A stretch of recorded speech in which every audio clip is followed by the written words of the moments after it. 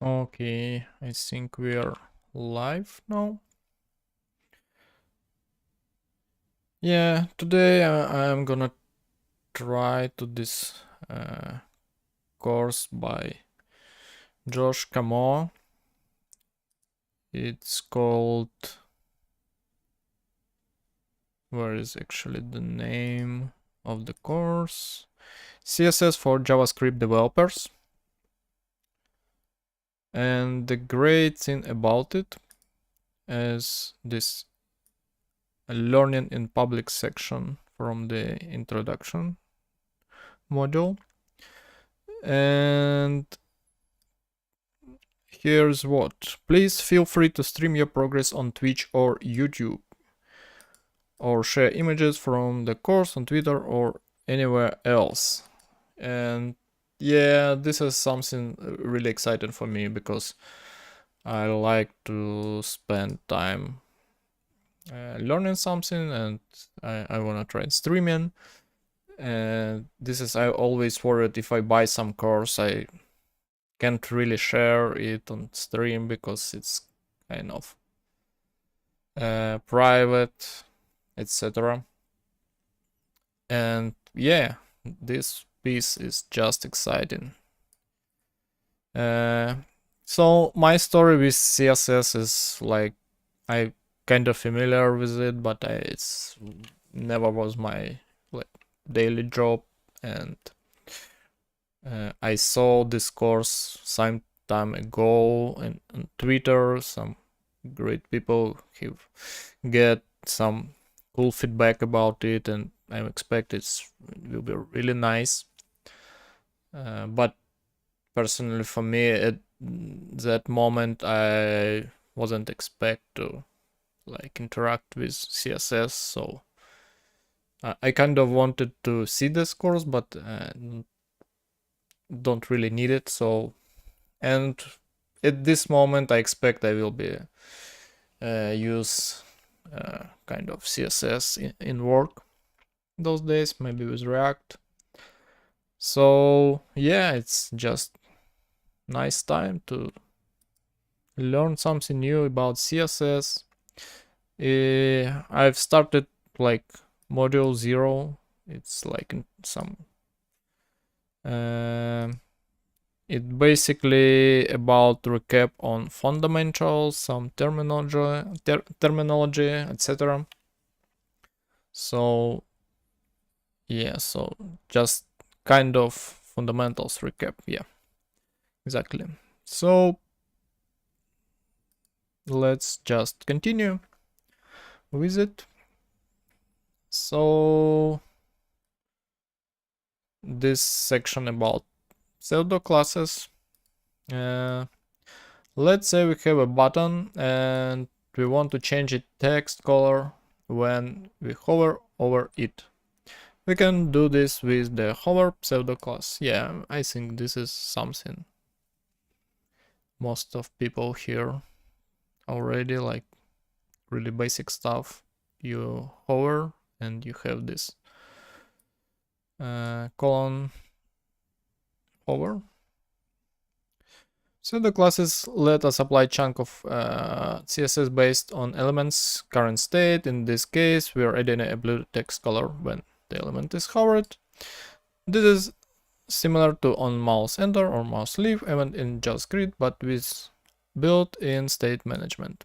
If we write to do this in JS, we need to register event listeners, but we also need to manage the state somehow to know if the element is currently being hovered. Yeah, maybe let me open the chat in case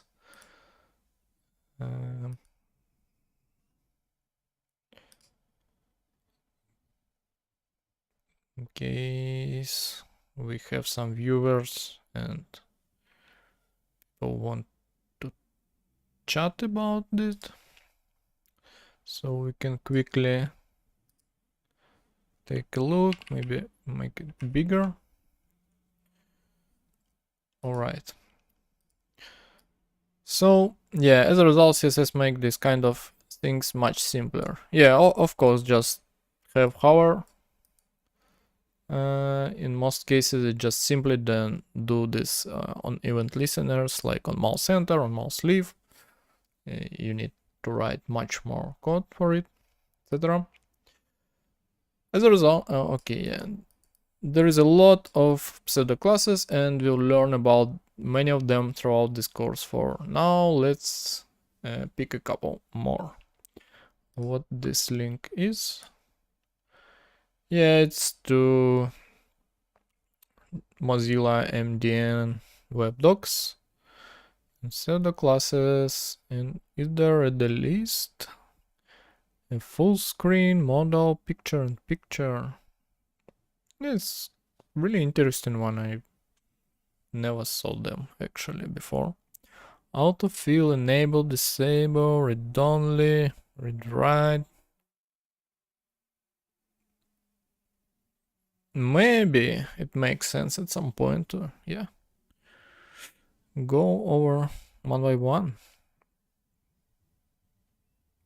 Especially if you're like, yeah, this one something I used before, like if you need some of the children like last, first, or ends.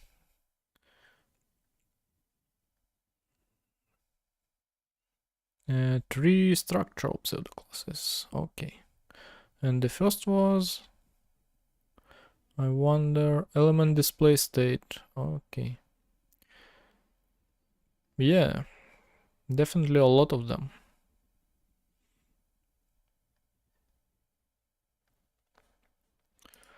Okay, let's back to our course. So, focus HTML comes with interactive element like button, links, and form inputs. When we interact with one of those elements, either by clicking on it or tapping on it, it becomes focused. It will capture keyboard input, so we can type into form field or press enter to follow link.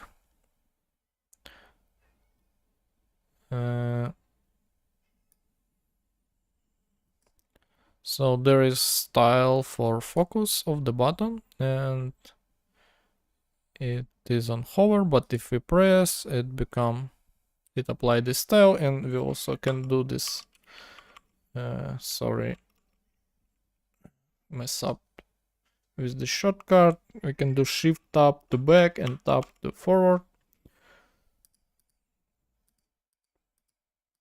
Okay.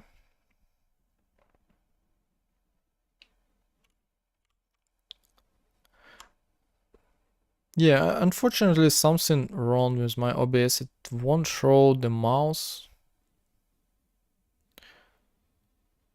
And it's kind of a problem for me. There is a setting, but like it's enabled in my setting in OBS.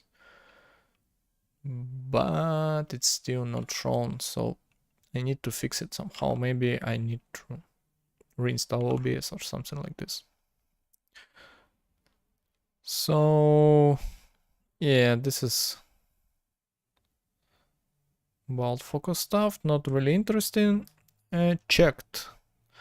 The checked pseudo class only applies to checkboxes and radio button that filled in. You can apply addition styles to indicate that the input is activated. So yeah, checked is completely different style.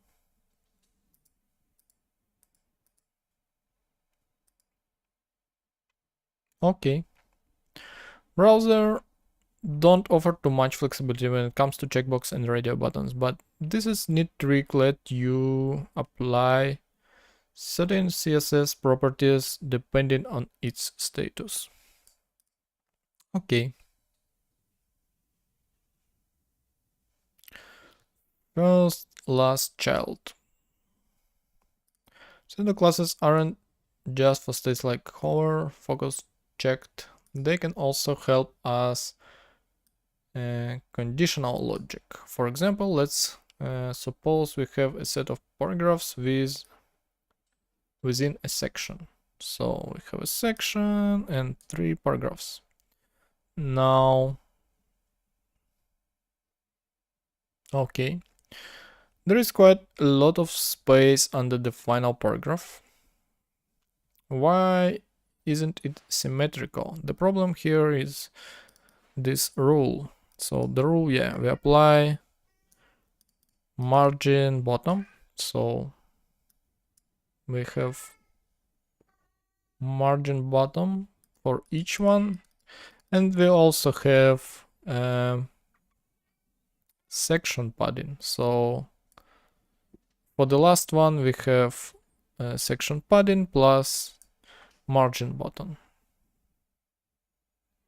and this is kind of the problem. Yeah, this rule meant we add space between each paragraph, but it also applied to the final paragraphs. We can see this in the dev tools. As we learn in the next module that orange rectangle represents margin, and we don't want that button margin to apply to the final paragraph. And we do this margin bottom 0. Last child. Neat, isn't it? Here's how it works. Last child pseudo classes will only select p tags which are the final element within its container. It's need to be the last child within its parent.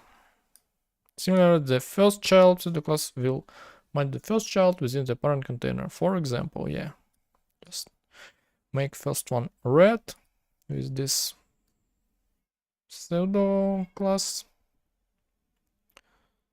So what about first of type and last of type? In addition to first child and last child, we also have first of type and last of type. There is almost identical, but they have one critical difference. First of type depends on the type of the HTML tag. For example, let's suppose we have the following setup.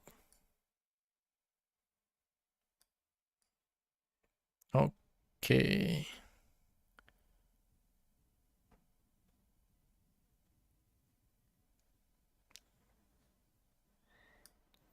So it's not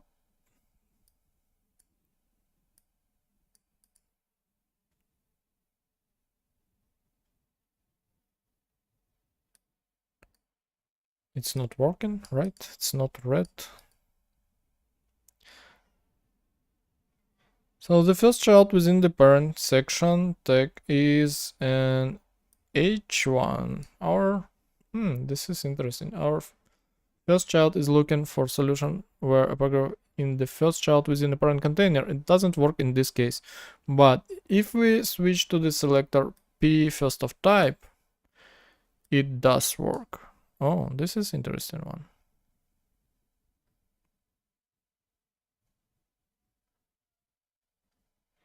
Yeah, I believe both of these pseudo classes make some use cases.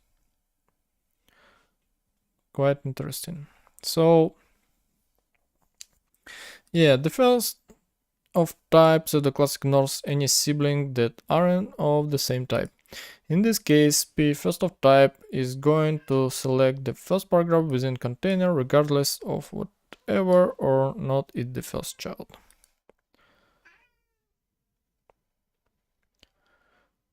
Yeah, it's just recap on fundamentals, so we're trying to move fast over it. I think more exciting things will be in module 1, not in module 0, but still I think we should pass through this one as well. So pseudo elements. Pseudo elements are like pseudo classes, but they don't target a specific state. Instead, they target sub elements within an element. For example, we can style the placeholder text in form of input with placeholder.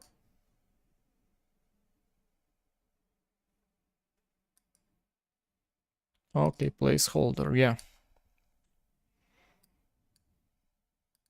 Can we change it? Oh, yeah, we can.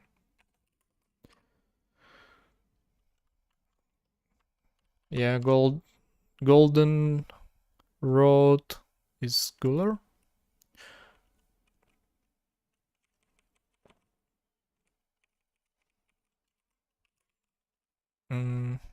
We can reset everything, I think. Need to press and hold. Oh, this one is do pressure for us. So if we press it, look.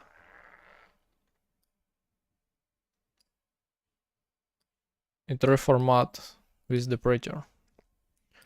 Can have full screen.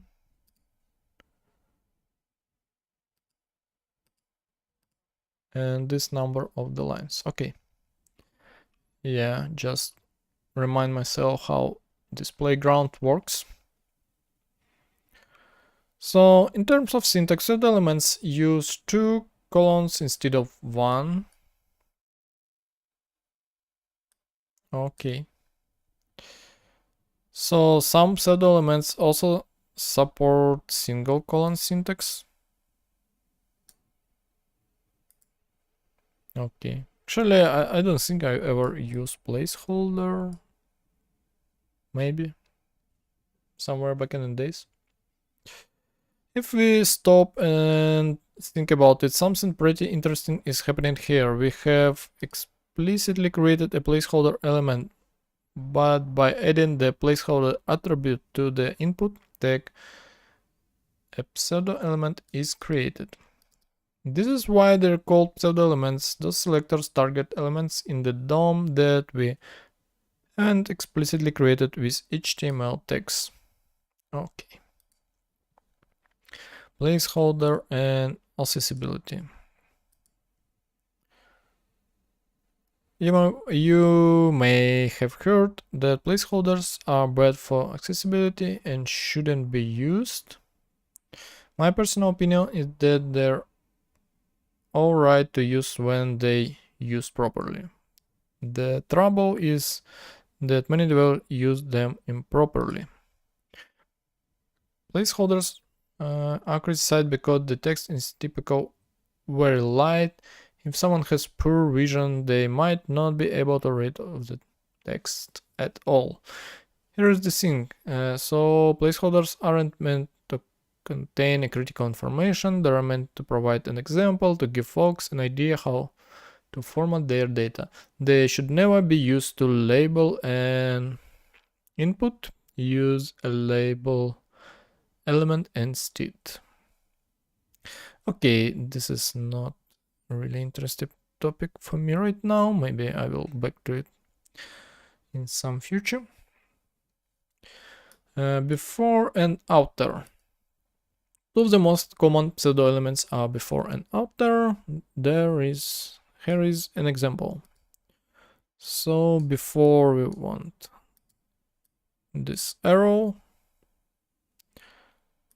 and yeah, definitely use this before and after back in the days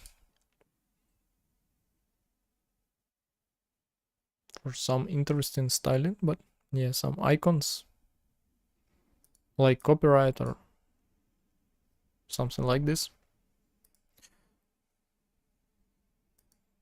And yeah, just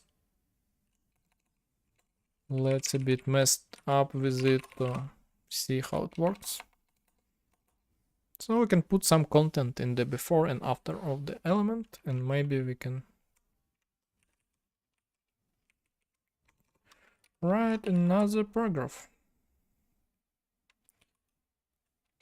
It was empty. Okay. Okay. So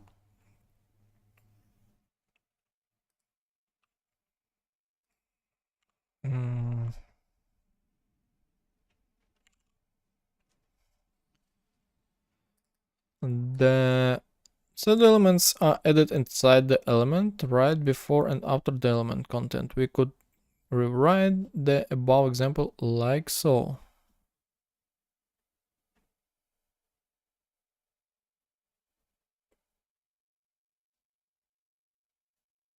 So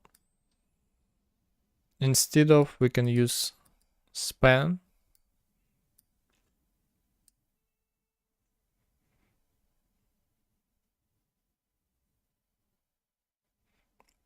And it can make more sense, I don't know, with pure CSS. Before and after makes sense, but maybe when you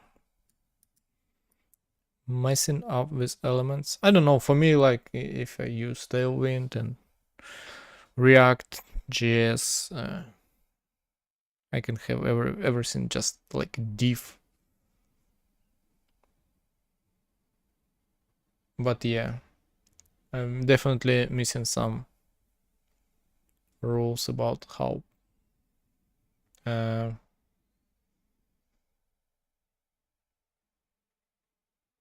no, I heard there are some rules about what is the right way to use each element in HTML world, but yeah, I'm not there yet. Maybe will never be. Yeah, one thing I want to use CSS is I'm currently using learning Rust on streams, like reading Rust book, and there is a Deoxys.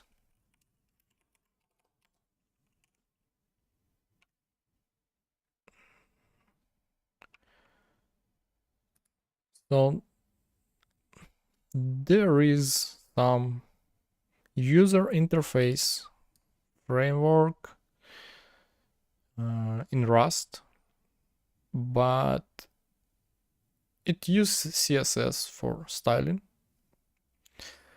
And since I don't have any like exact project I'm gonna work with Rust, so when I finish the book I would like to mess up with different things, and just for practice it's maybe not something for production yet, but exploring the Rust world is definitely something for me. You can build desktop, mobile application, web, and with WASM, terminal user interface, full stack apps, etc. So see, it's desktop app, but all this styling is in CSS. I checked this example already, like you can see it's src, but there is style CSS.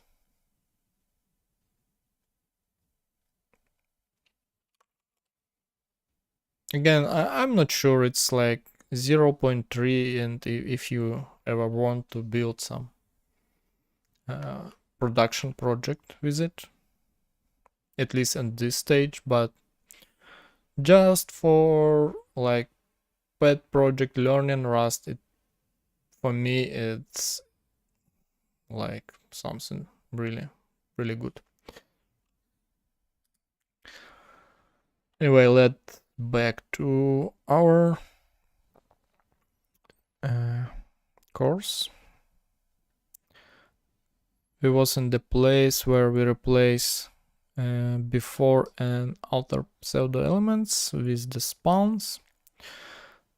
There is no significant difference in terms of performance between these two examples. Before and after are really just secret spans, nothing more. It's syntactic sugar.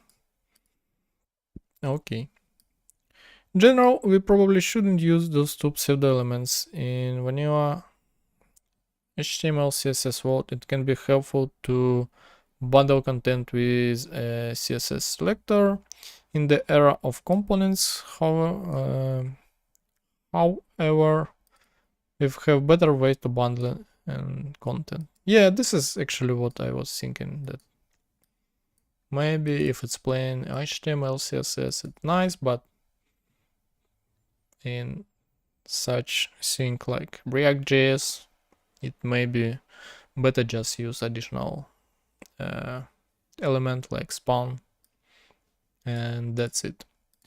There are also some accessibility concerns with before and after. Some screen readers will try to vocalize the content, others will ignore them entirely. This inconsistency is problematic. That said, the effect is entirely decorative, e.g. colorful shapes.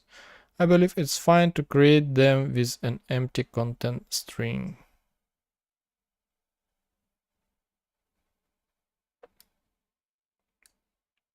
Yeah, if you want something like this.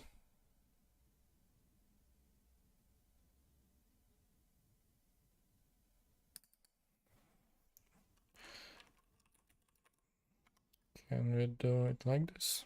Will it change anything?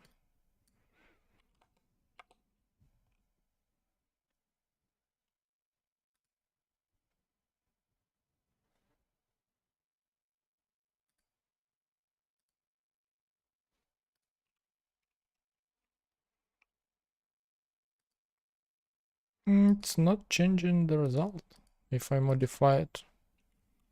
Maybe I should restart the page. I don't know what happened.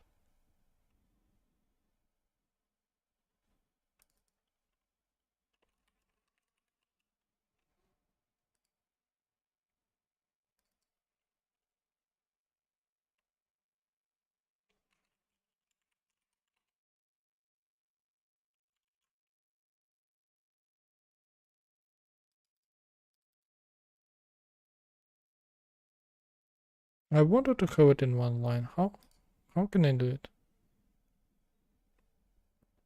No.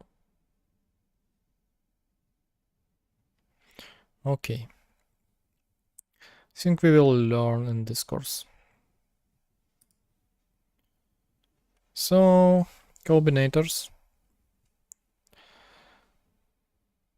When you think about it, the humble A tag has a lot of different hats to wear.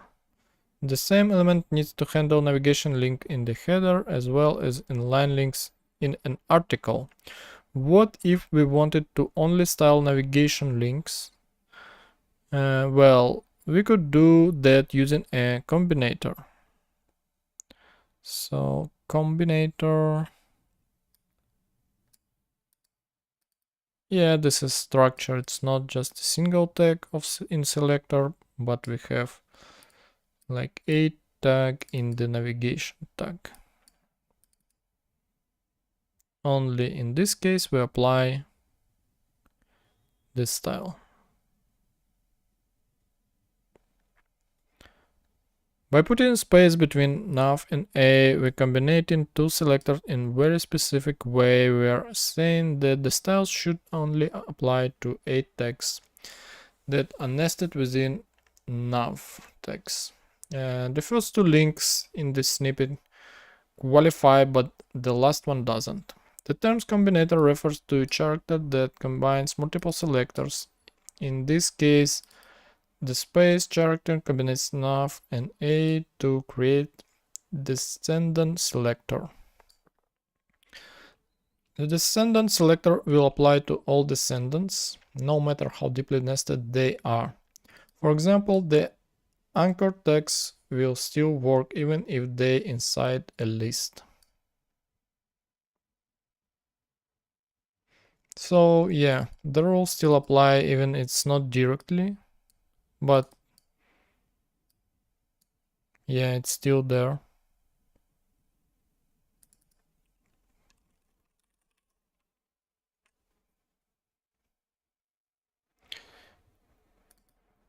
In CSS, we can differentiate between children and descendants.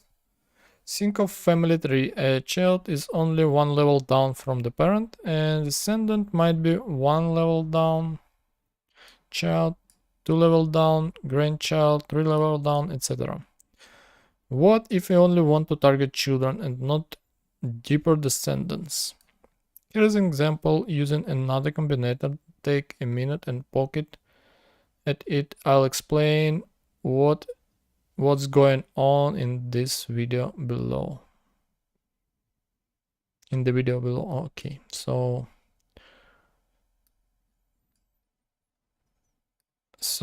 yeah, we have this angle bracket.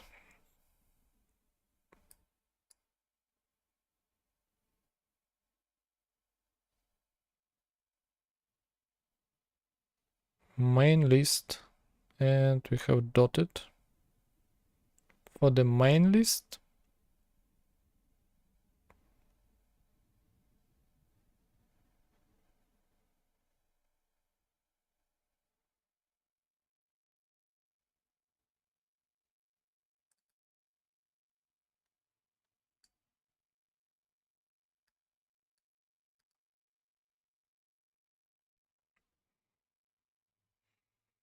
So this li is a child and this one is descendant. So the child of the main list is applied this style like here, here, and the whole thing's here. But this LA tag is not child of main list, it's descendant, so the rules is not applied. So yeah.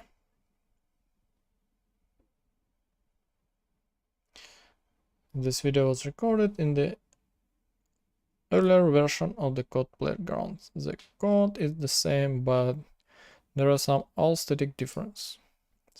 Okay. I think I need to enable the sound of desktop audio.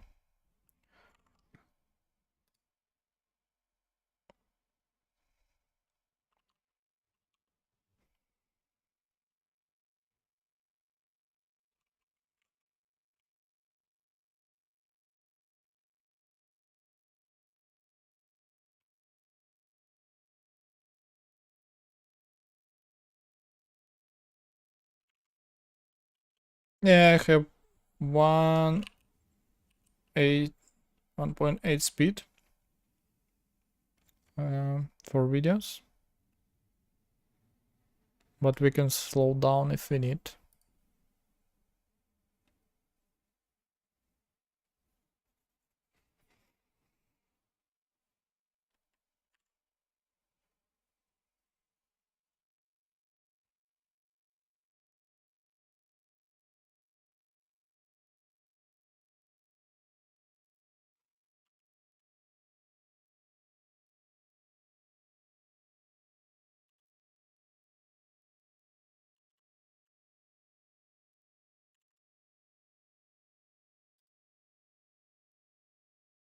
Yeah, let me. Yeah, you see, now it's for all descendants, and this one is for childs.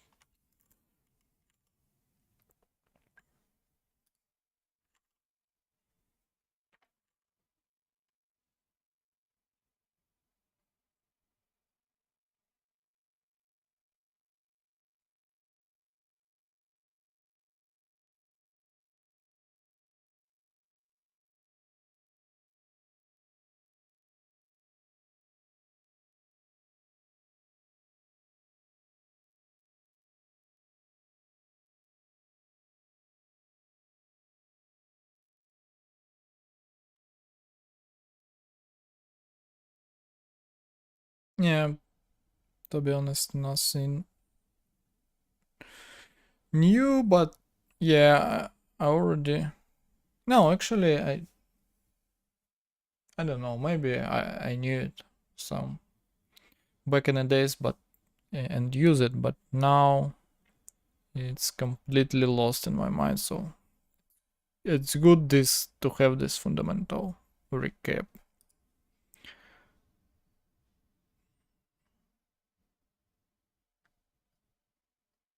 So exercises, receipt app. In this exercise, we update receipt app to have styled links. Here's our criteria. Main article links should have a color of deep link.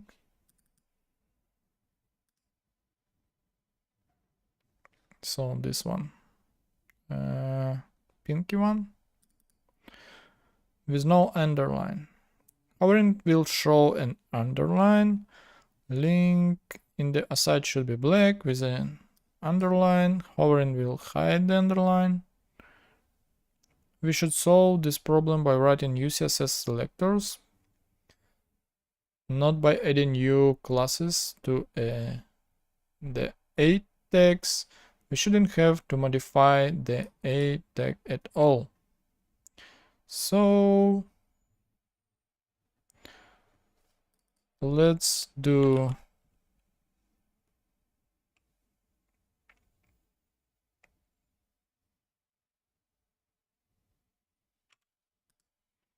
I don't know, let's just start messing up directly, like a color. I think this is fine.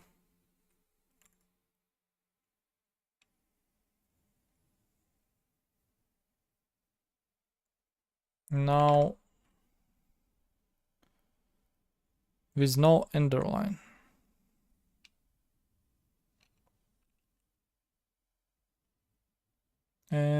Oh, text decorate. CSS underline.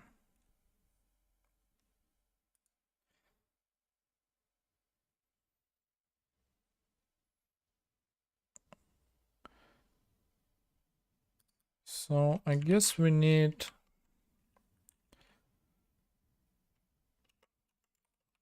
text decoration none.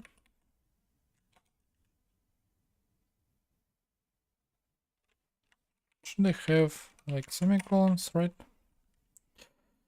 Yeah, and a or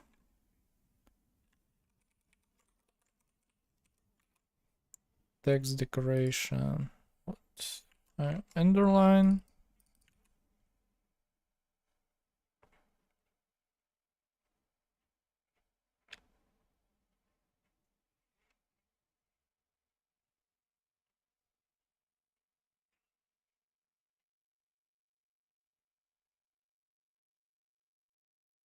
So I think we're done with it. Link in the aside should be black. So let's copy paste it and do aside. Color black. This is none. This is underline.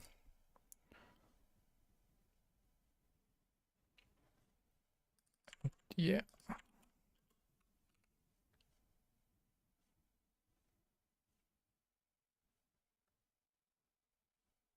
So yeah, this is what we need.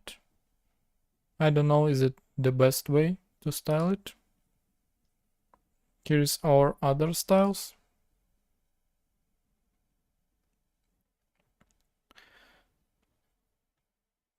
Okay, now let's see how the Josh will solve it.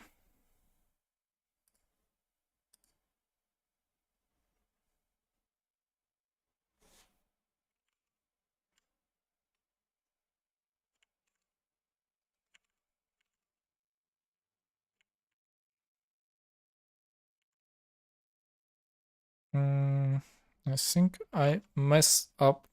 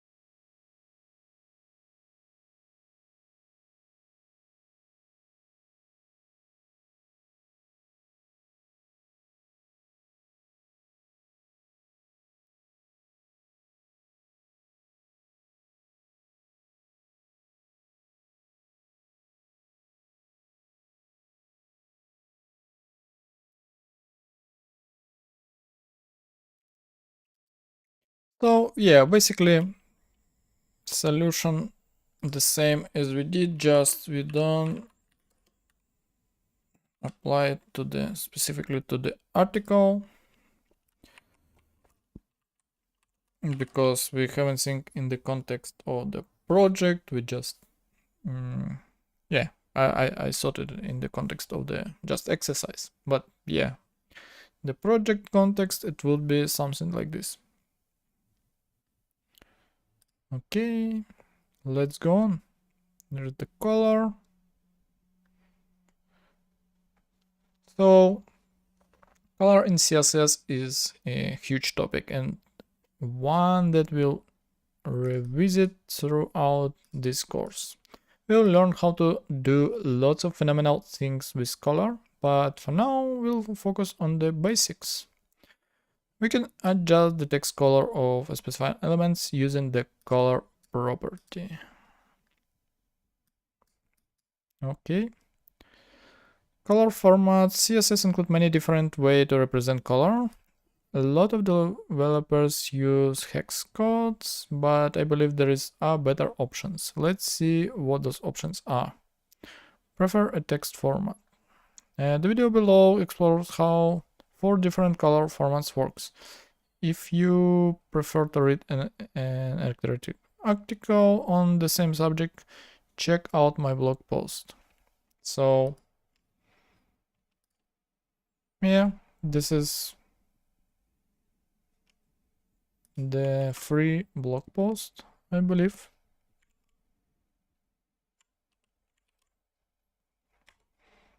You can take a look. I put it in the chat, but I don't see. Yeah, I see it here, but on my iPad I haven't really see it. Why?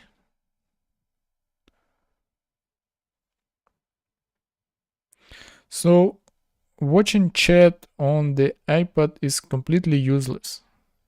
Oh my gosh. How it's even possible? Twitch, you should do something about it. How supposed to interact with the chat?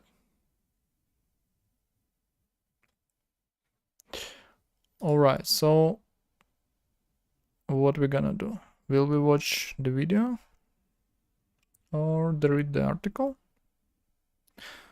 Maybe let's watch the video.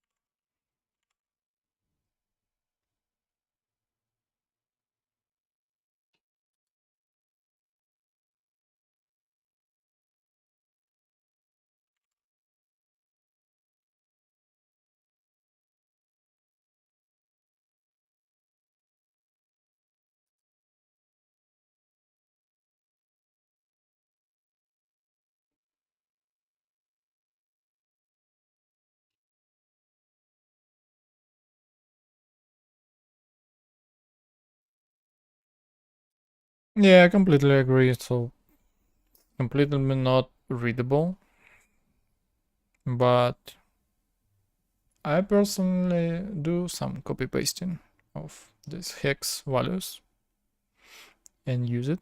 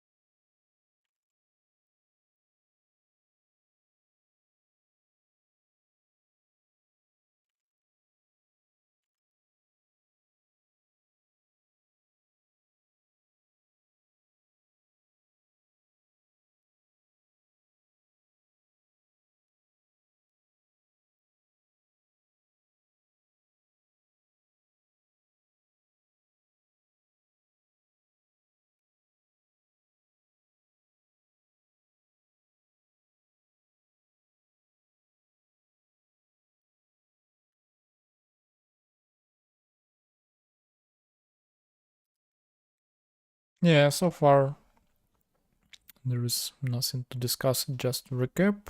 But yeah, HSL, I don't really ever use it, so let's take a look.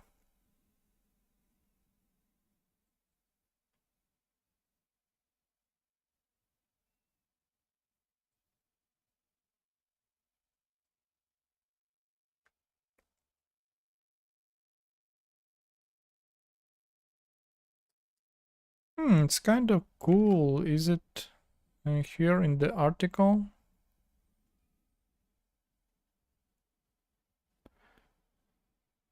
Look, just look how nice this article. Just a pleasant to not read it, but see. It's kind of piece of art.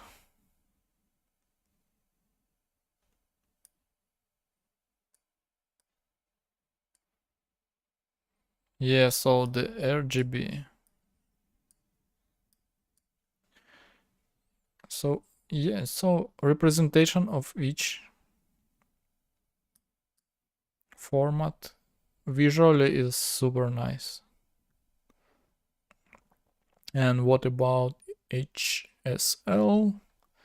You see there is a degree.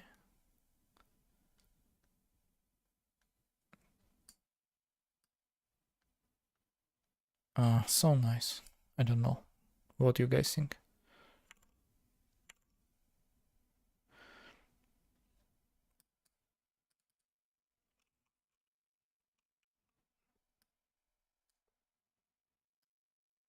Okay, and this is what we can change here. It's lightness and this is saturation. Okay, let's the article is huge, so let's just watch a video.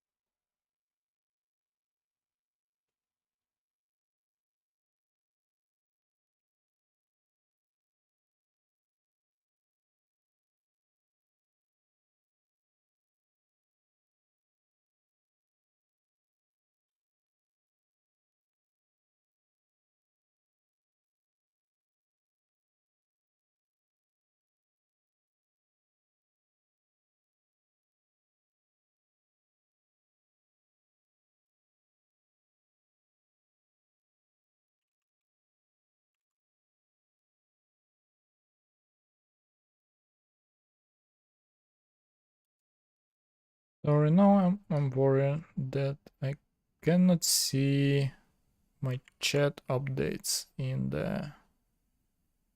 my iPad.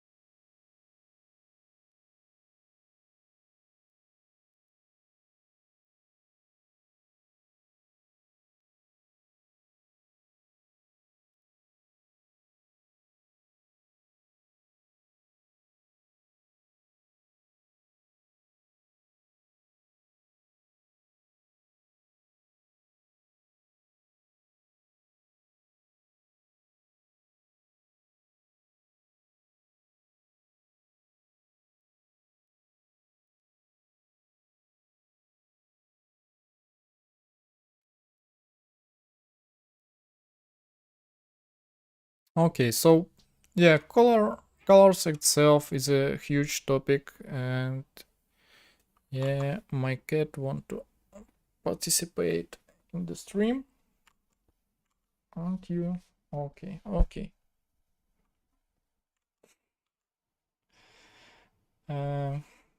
Yeah, sorry about that. After, what do you want?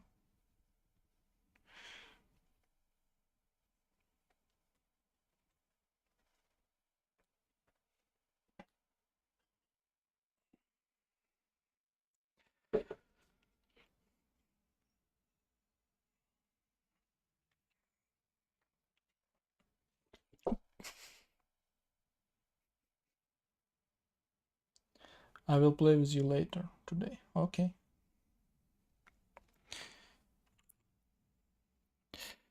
So yeah, regarding the colors itself is a huge topic.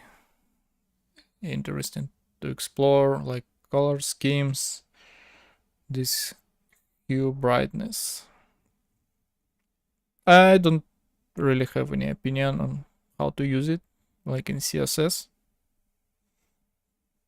I just accept it. Maybe HSL is a good way to use the colors.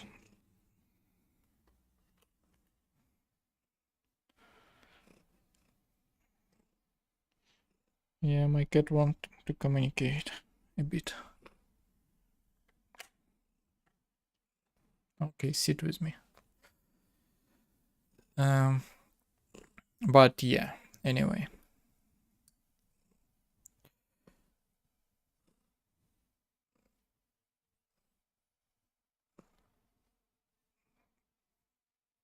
So you can use HLS colors anywhere you normally put hex color.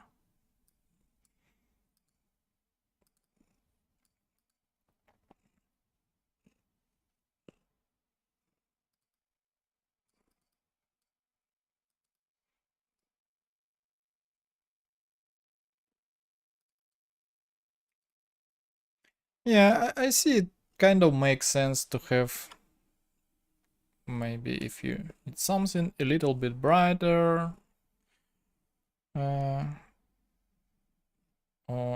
yeah, for shaders, etc.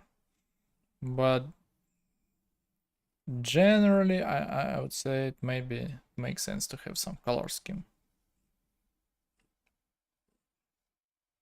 And it don't really matter how you will encode those colors. The first number is degree surfaceness. Yeah, and the next two numbers are percentage.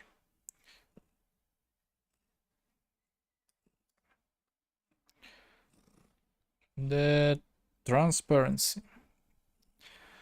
Certain color formats allow us to supply an additional value to the alpha channel. Yeah, sorry, I need to remove my cat.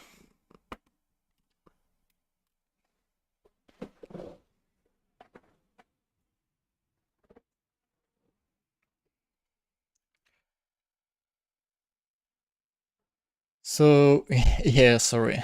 Transparency. Transparency is certain color format allows us to supply additional value for the alpha channel. This is measure of opacity. At 1 default, the color is fully opaque and solid. And at 0, the color is invisible. We can specify decimal values to create semi-transparent colors. And here how we represent this in HSL.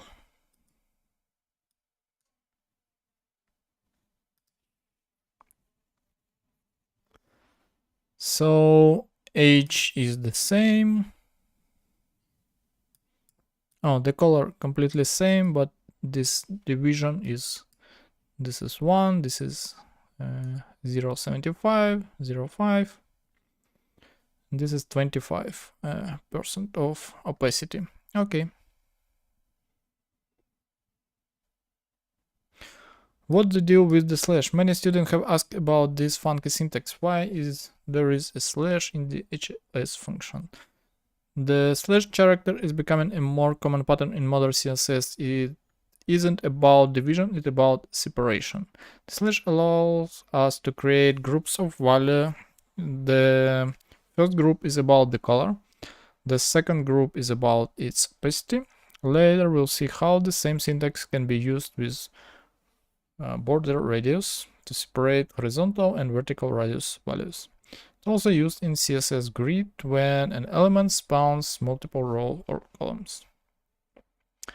Browser support. This version of HSL color is part of 2016 revision to how colors work in CSS. It enjoys wide browser support, but will not work in the Internet Explorer.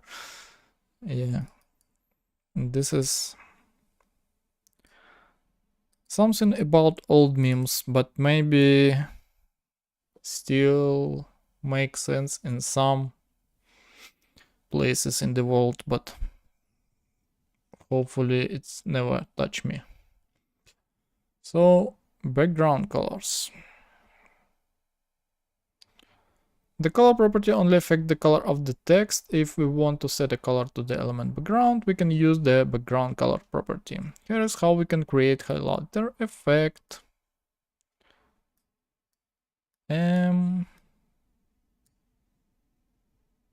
What is actually the M tag?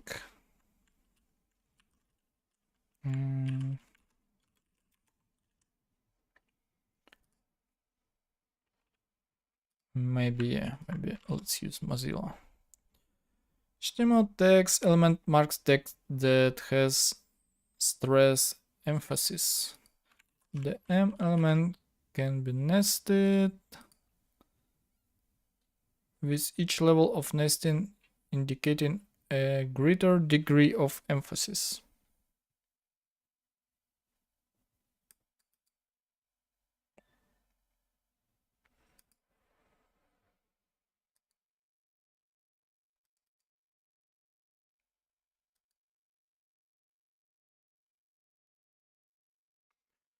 Okay.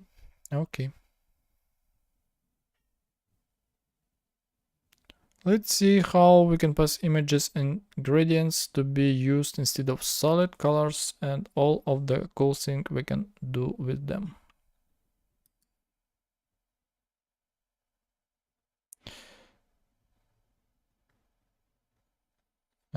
Sorry. Did I miss anything? Oh, later. Okay. Units. So units. This is actually interesting topic for me. I never really dive into it too much. I'm kind of using pixels, but yeah, I think it's huge in the CSS world. The most popular unit for anything size related is pixel. The pixels are nice because they correspond more or less with what you see on the screen. It's a unit that many developers get comfortable with. IMS unit is an interesting fellow.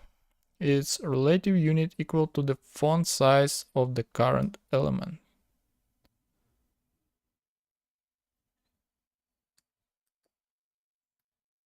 Equal to the font size of current element.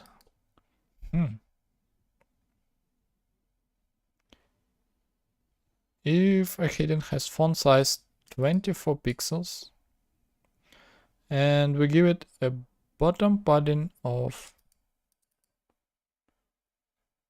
2 em, we can expect that the element will have 48 of caution underneath. Here is a quick playground. Try tinkering with the font size to get sense of how it works. So yeah, let's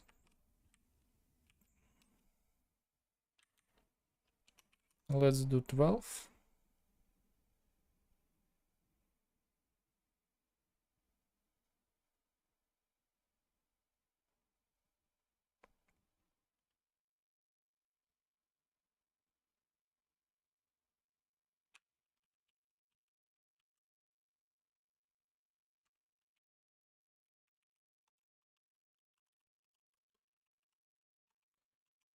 And background,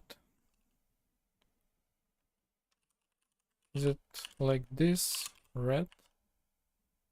Can I do this? Back. Okay.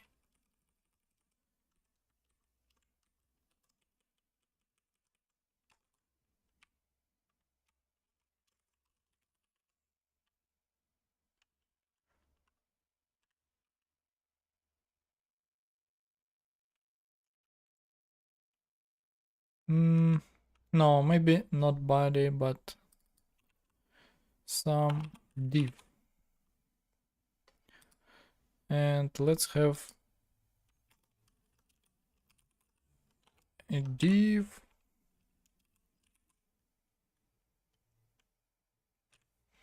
Now, instead of padding, let's use margin. So this is the space in EM, and if we do 24,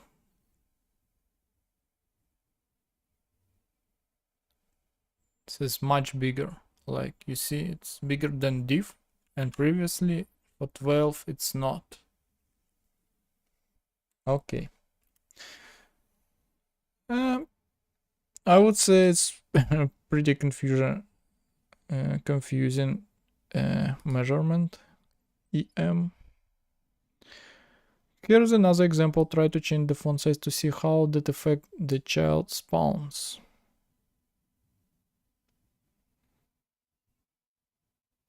Yeah, maybe it makes sense like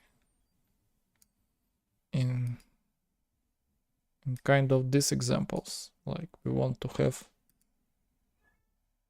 relative font sizes.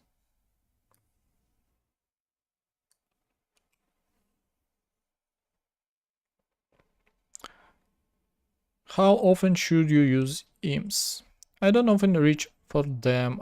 It can be very surprising when a tweak to font size affects the spacing of the descendant elements.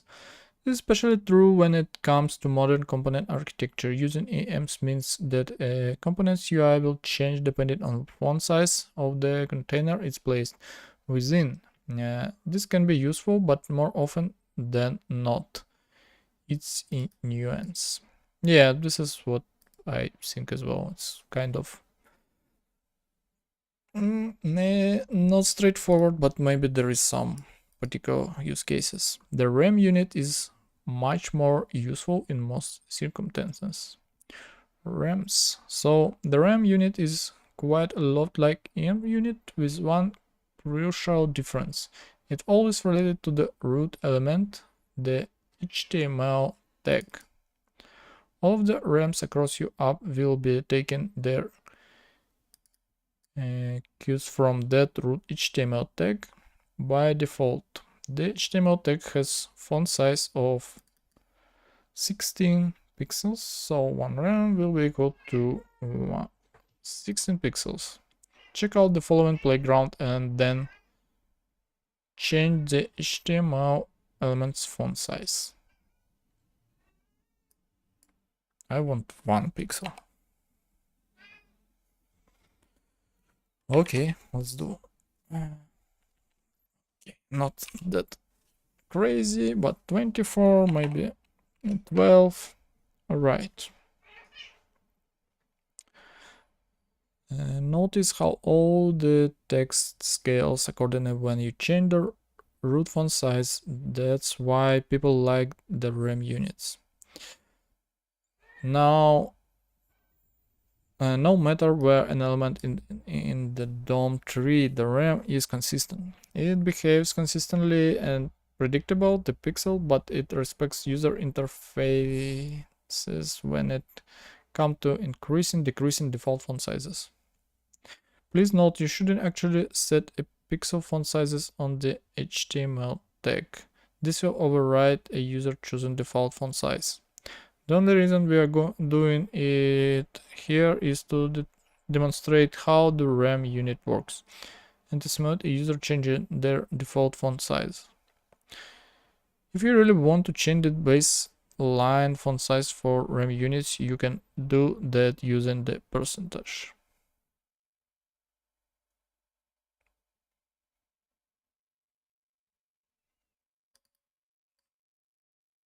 So percentage is also the like RAM, right? No.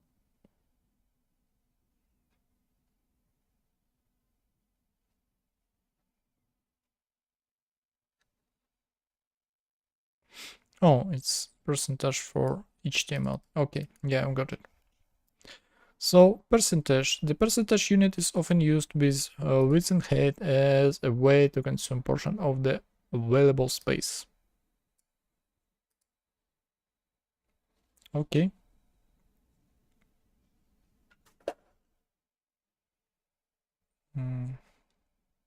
Okay. In this example, we are creating a box with fixed size 250 by 250 pixels, and then add a child with relative size. When the size of box element change, the child will scale accordingly. Okay. Yeah, my cat is going crazy.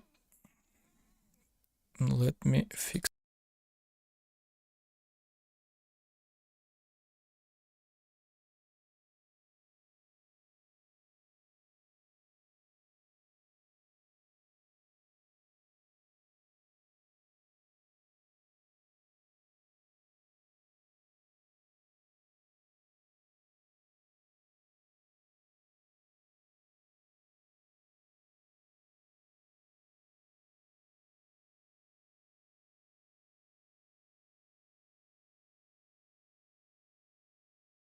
Okay, I'm back. So yeah, percentage is straightforward for me. So we have percentage of from the parent, right?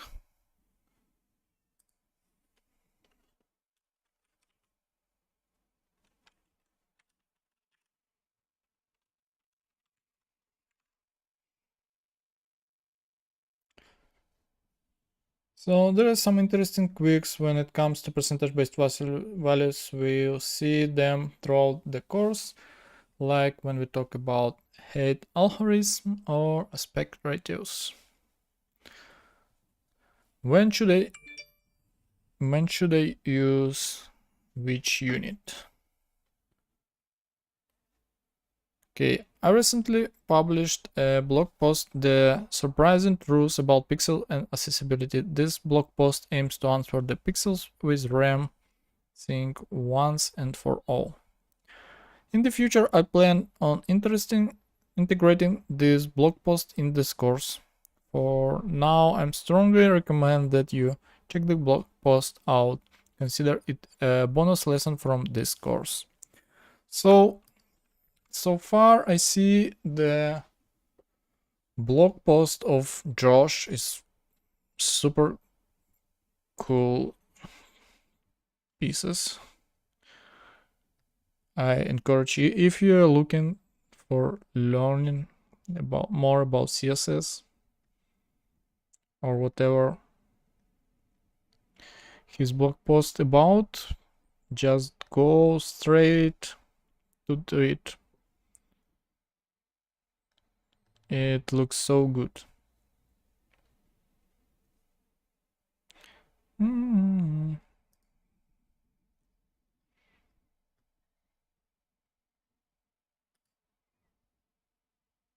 Oh,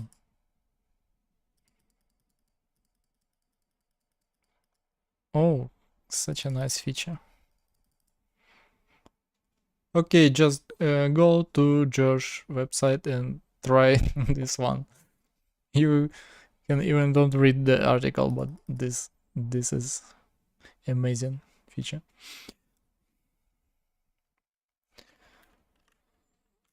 But yeah, let's keep going.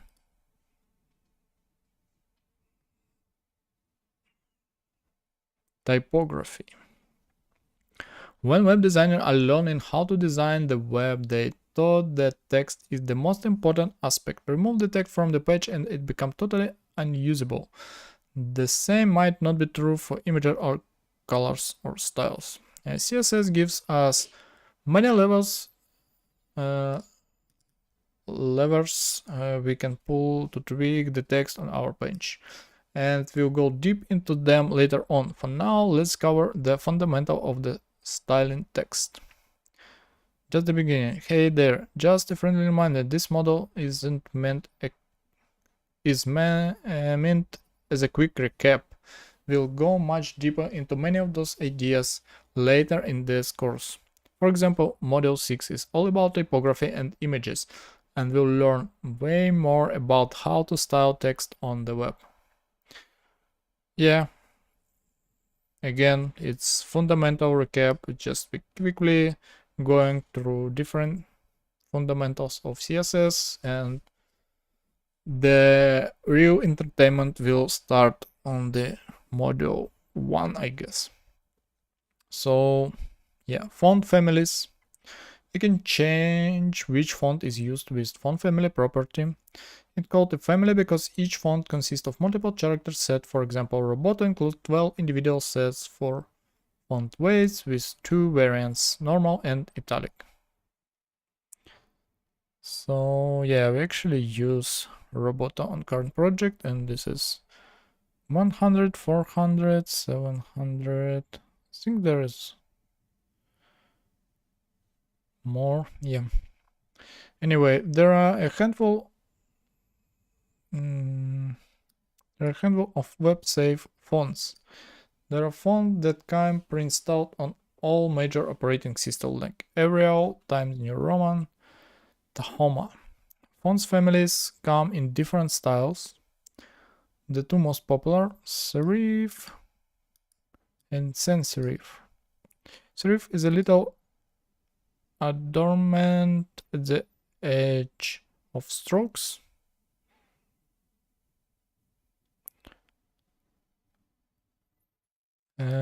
Serif fonts are very common in the print media, but less so on the web.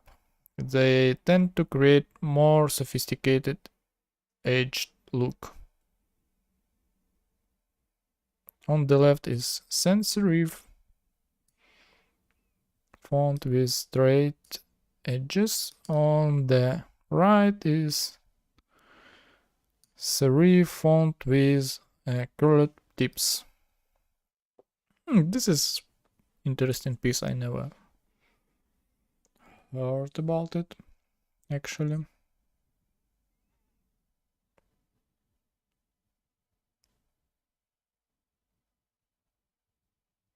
So if I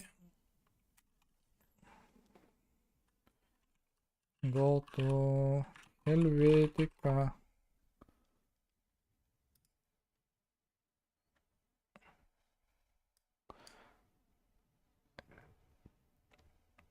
it's not have those things. So this is sans serif, right? On the left. Okay.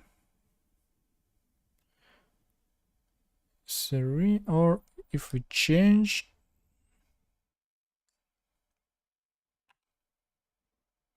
oh my gosh.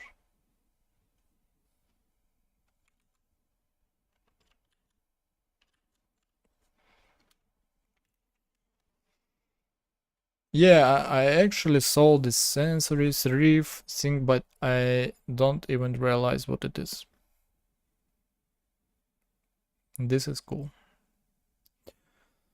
By passing a category instead of a specific font, the operating system will use a default system font from this category. For example, when specifying sans serif, Windows 11 will use Segoy UI, while macOS Venture use SF Pro. This can be used if you want your site app to feel native to its platform, but in general, we want to have our own branding. We can do this with a web font. Web fonts Web font is a custom font that we load in our CSS, allowing us to use any font we like. For example, Airbnb developed its own font in-house, Serial, and use it across their web and native apps.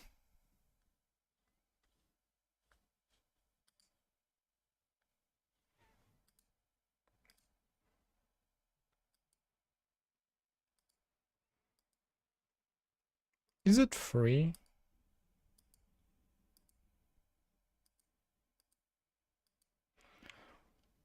Yeah, Airbnb doing crazy thing in design world, I think.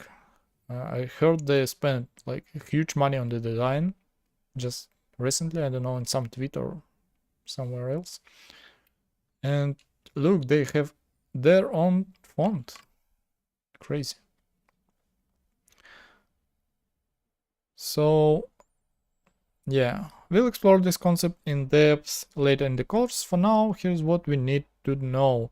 We can drop a snippet into our HTML, which will download with custom font onto the user device when they visit our site app. Okay. For example, this is the snippet that Google Font provides if we want to use Roboto, one of their hosted web fonts. Okay.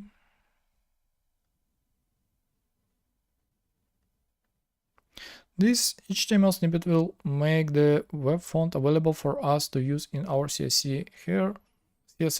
Here's how we use it. Font family, Roboto, it's when it's loaded. If not, and sensory. Okay. We use a web font and customary to surround its name in quotation marks.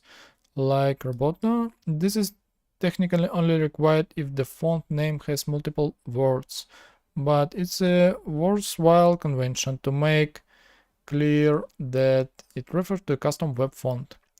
I'm also specifying multiple comma separated fonts here. This is known as font stack.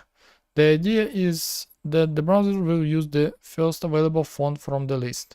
If the Roboto isn't available, e.g. because the download failed, or it's simply taken too long, we'll use Arial instead, and if the user device doesn't have Arial, it falls back to the system default sans serif font.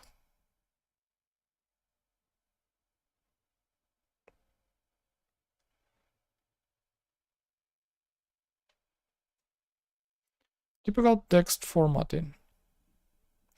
Yeah, this is actually interesting because at work I just created super simple web app with like few pages, and actually I used some Roboto font, but I actually see how it load it appear with a delay because it's loading this font, and I don't have fallback there, and this is might be something I should try if it make any difference. So okay, yeah, it's even like fundamental recap is a lot of new things I'm learning here. Word processing software like Microsoft Word or Google Doc provide many ways to format text, and CSS has inherited some of those conventions. We'll focus on the three most common formatting options: bold, italic, underline. This section looks at how to accomplish those goals on the web. Okay, bold text, we can create bold text with the font weight property. Font weight bold. Okay, yeah. Yeah, I think most people who working with CSS are like familiar with those things. There is also numbering system from 1 to 1000, which let us control the font weight more precisely. Default value for font weight is 400 and the bold keyword mapped to 700. If you only supply a single font weight, the browser will do its best to represent bold text by thickening the characters. In general, it doesn't do a great job at this. We'll learn more in Model 6. Yeah, let's not stick to it right now, what this all deal with font. There is a Model 6 where typography described in depth. Basically, we know we have font weight and it has number representation and also some word representation like light, thin, no, normal, bold, etc. So italic text, when we communicate in person, there are all sorts of non-verbal codes that signal what we mean. Emphasis is an important tool in this toolbox. On the web, emphasis is generally represented by slanting the text at an angle. Angled text suggests that the words are being leaned into. We can apply italic text with this decoration. Font style italic. Okay. Similar bold text, the browser can simulate italic text by rendering the character at angle. For best result, so we should supply an italic character set. Yeah, we should definitely load separate file for the italic font representation. So underline text. On the web, underline carry a very specific meaning. They tend to be links. We shouldn't therefore use underlines for visual effects or to signify that something is important and confuse user. That said, not all links will need underlines. For example, navigation links in sites header are rarely underlined, but it's clear from their presentation that they serve as links. You can toggle an element underlined with the text decoration property. Okay, yeah, we did it in our exercise already. Styles and semantics. CSS allow us to change the cosmetic representation of text, but it doesn't affect the semantic meaning of the markup. For that, we need to use specialized HTML text. The strong HTML text is meant to convey that an element is critically important or urgent, like warning, product may explode if shaken. Jesus. The EM-HTML tag is used for emphasis, the way one might emphasize a particular word in sentence. Like, these pretzels are making me thirsty. Oh my gosh, what examples. Semantics are important because not everyone can see the cosmetic styles. Okay, for a variety of reasons, some people use assistive technology like screen readers, software that reads the text using a synthesized voice to help them navigate the web. When we use the imp tag, for example, the synthesized voice will stress the syllable much like a human word. That said, we'll apply specifically to copy and the text content on our websites.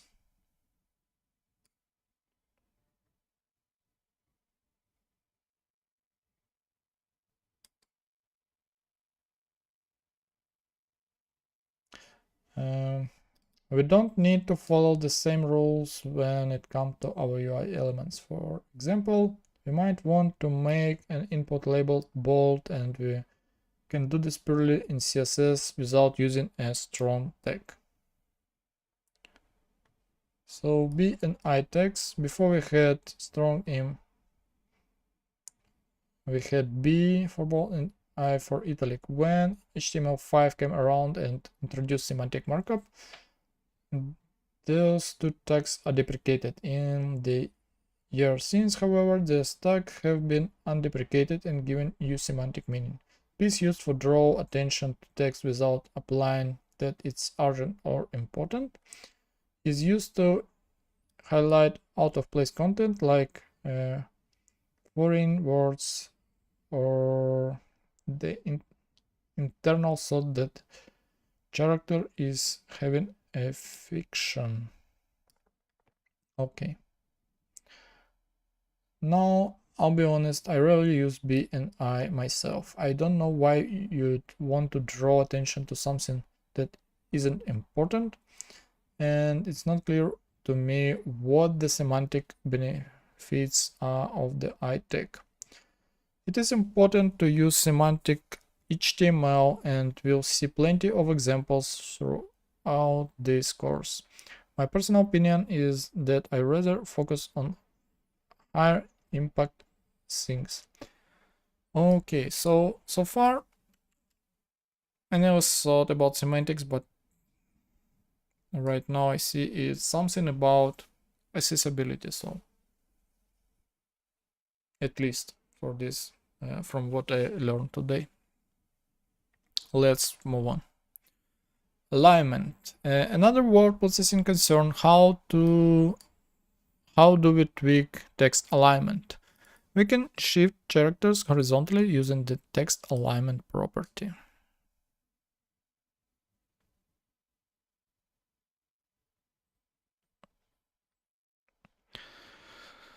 So yeah, text alignment left, right, center, left, right, and center. Yeah. Text align is also capable of aligning other elements like images in general, so we'll use other tools for those kinds of jobs. We should reverse text align for text. Language directions. This example assumes that we are rendering left-right language like English. We shouldn't exercise caution when applying alignments in international products that support right to left hand like Arabic or Hebrew. We'll learn more about this in the next module. Okay. Text transform. We can tweak the formatting of our text using text transform properties like uppercase, capitalize. Okay.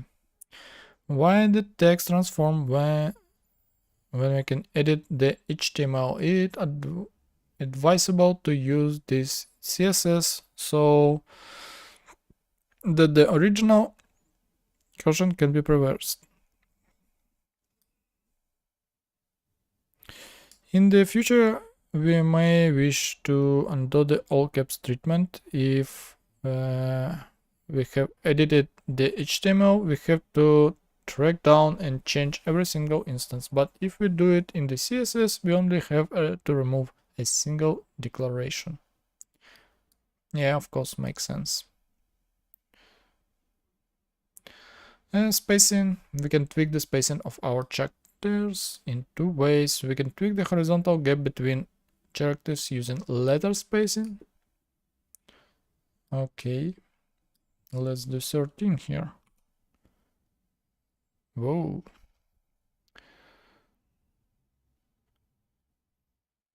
And the line height.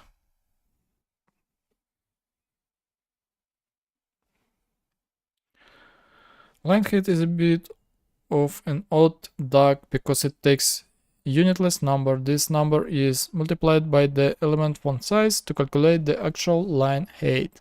As an example, suppose we have the following CSS: 2 rem 1 and 5. Okay. We can calculate the actual height of each line by multiplying the font size to rem by the line height 1 and 5 for the right value of 3 rems. By default, browser come with a surprisingly small amount of line height. In Chrome, the default value is 115, in Firefox 12. Default values produce densely packed lines of text which can be hard to read for people who are dyslexic or have poor vision. To comply with accessibility guidelines, our body text should have a minimum line height 1.5. This is according to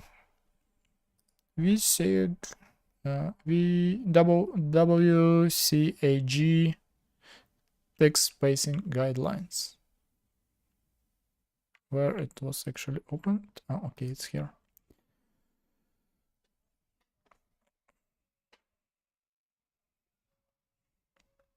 Web associate. What is this actually? How extend this abbreviation?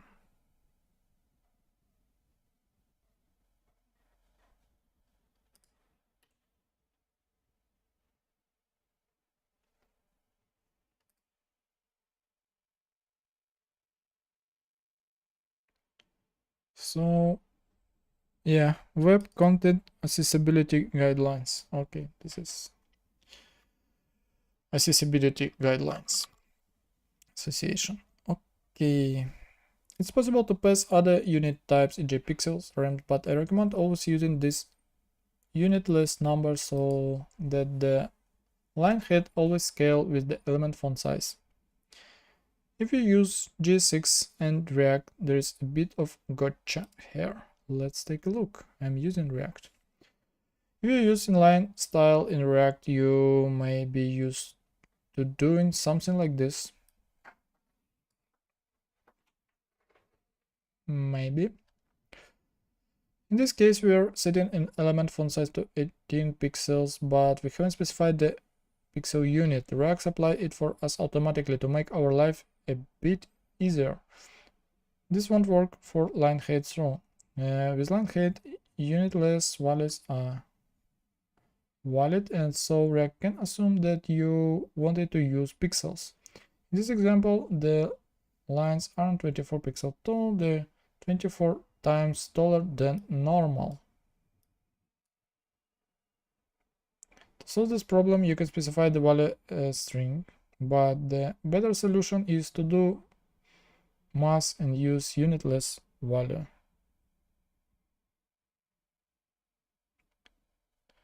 You can learn more about why pixels are a bad idea with line height in my blog post. And again, maybe it's...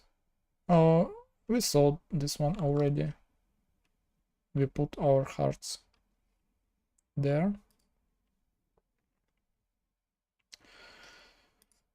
So yeah, and the last section in this fundamental recap module, debugging in the browser.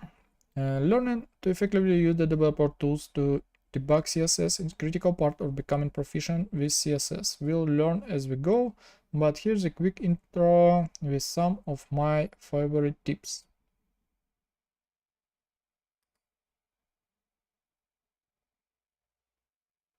And yeah,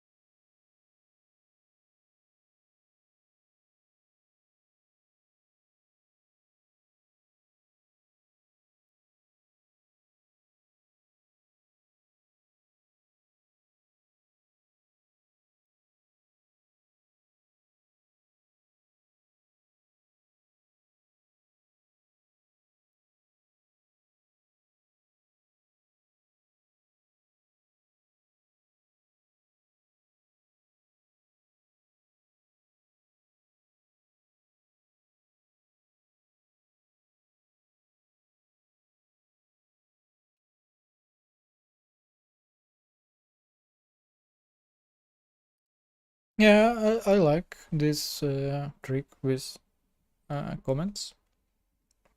Really neat.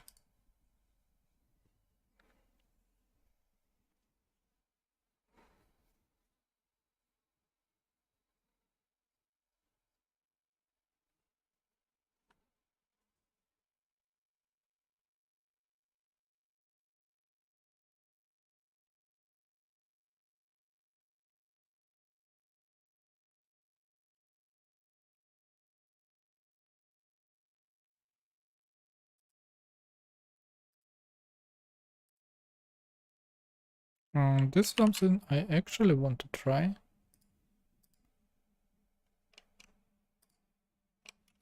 So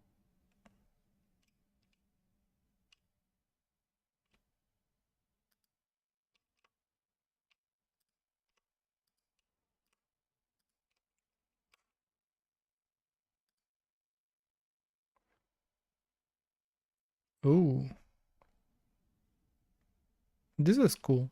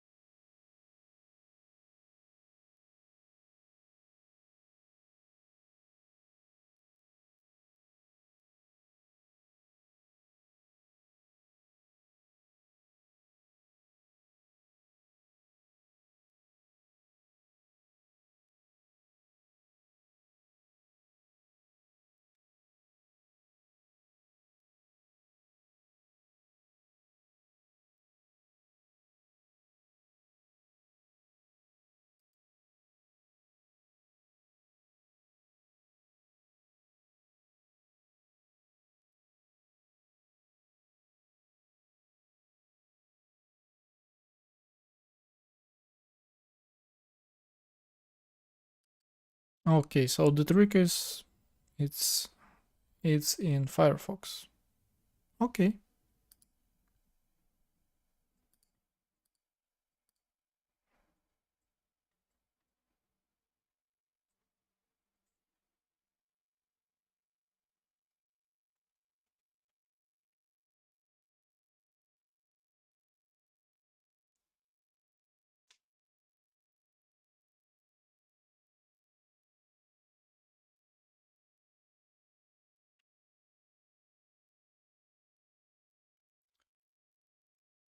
Yeah, a lot of cool, interesting features I will learn today. So something I neglect to mention in this video, you can pop open the DevTools by right clicking on, yeah, I'm using the shortcuts. Since it's Chrome, in this video I mentioned that Firefox will warn us about inactive CSS declaration. There is an unmet dependency. Chrome recently added support for the exact same feature starting in V, and what is my version? Yeah, I should have it already. So if you happen to use Chrome as your default browser, you can now enjoy this wonderful feature as well. Second running for latest me? No. Yeah, think you aren't that we know it as well now.